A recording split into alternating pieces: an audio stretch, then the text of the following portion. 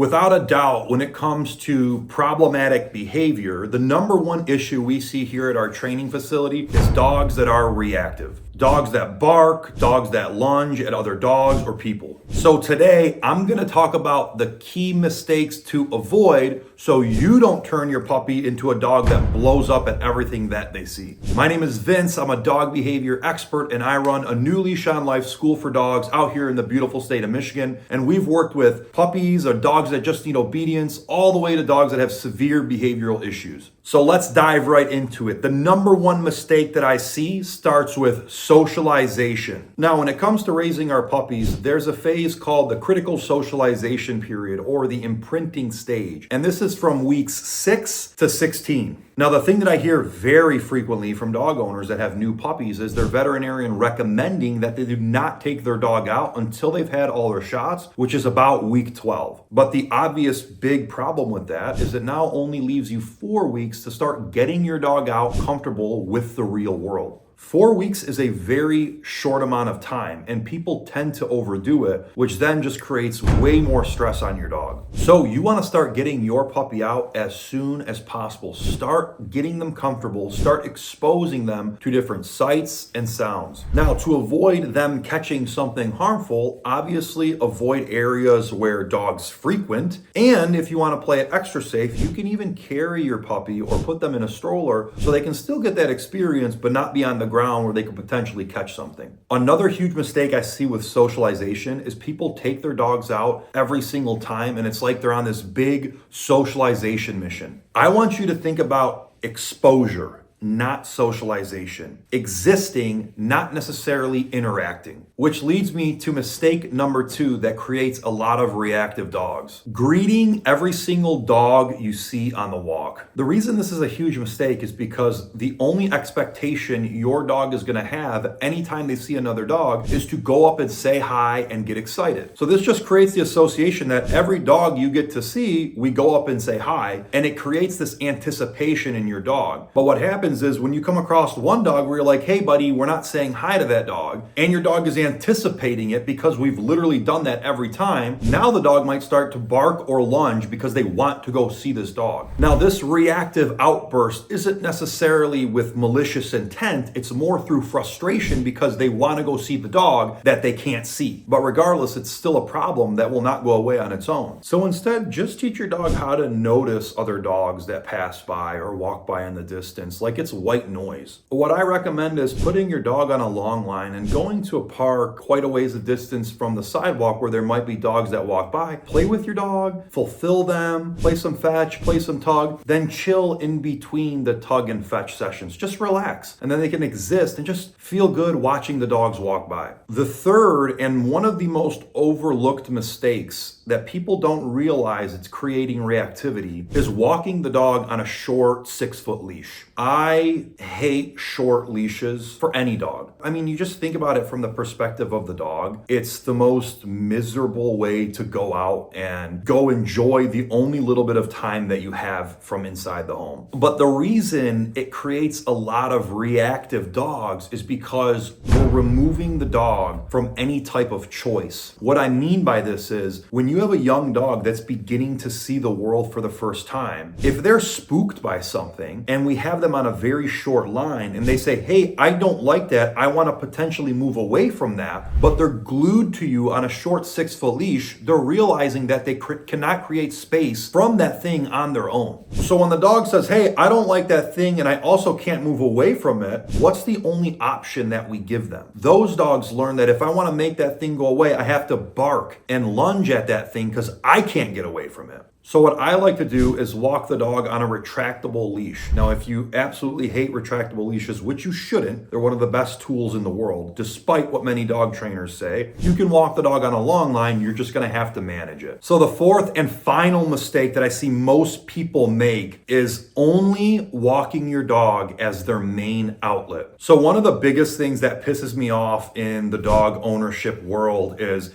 we think the gold standard for dog fulfillment is the walk. And I couldn't disagree anymore. A mundane 3-mile-per-hour pace walk for your dog after they've been inside all day when you've been at work is probably the least fulfilling thing that your dog could do. And the walk definitely does not scratch that itch that they have as a dog. So we have to make sure that we provide more outlets than just the walk. And for me, that's always going to come back to interactive play. Games like fetch, games like tug. This is why play is the cornerstone of my program. It is the most important thing that you can do with your dog. It gives your dog a healthy outlet to chase, to bite, to thrash, to do the things that dogs want to do so they don't end up finding outlets like this on their own. So the most important thing you can include on a daily basis with your dog, additional to the walk, is making sure that you're playing with your dog. And don't just play with them at the house. Use it as the game that changes how they feel when they go out into the real world. When you're at the hardware store and your dog is starting to experience these sounds and sights for the first time, and you're sitting there doing the thing that they really love, play.